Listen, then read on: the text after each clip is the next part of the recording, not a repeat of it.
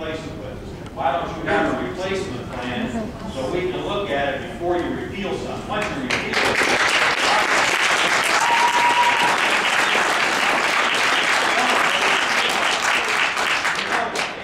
Medicare Part D, and that donut hole is a killer for seniors.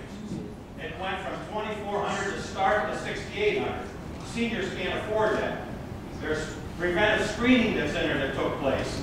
There's for people between 55 and 64 that lost their jobs, like right down the street here, that could not get health care.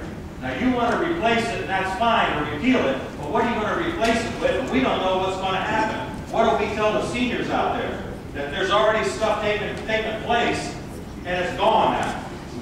Let's do some thinking about this before we jump and do whatever we want to do. Remember, it's the American people that have sent us down there when we campaigned and said we're going to repeal it. The American people sent us down there, 87 new representatives. And I agree with you, there are some good things, but there's also $500 billion in cuts to Medicare that are going to go into place real soon. And that's through Medicare Advantage, which takes more out of traditional Medicare than anything. That's what you got to tell us. It comes out of traditional Medicare. And it's, why should insurance companies get more? Now, I'll tell you something. I was involved in healthcare, and since 1993, healthcare has went up double digits every year. It's never come down. What's going to make it come down?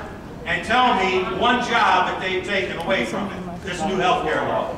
It's interesting, and I don't want to come back and answer that question, but I will tell you this. I'll take you around anytime you want to go to at least 3 businesses that have lost 7 or 8 jobs because their health care went up 63%. It went up every year. Yeah, but now the problem is, and I've been a businessman for 28 years, if it would go up 7, 8, 10, 12%. That's not acceptable anyway. But when it goes up 63%, that's a problem.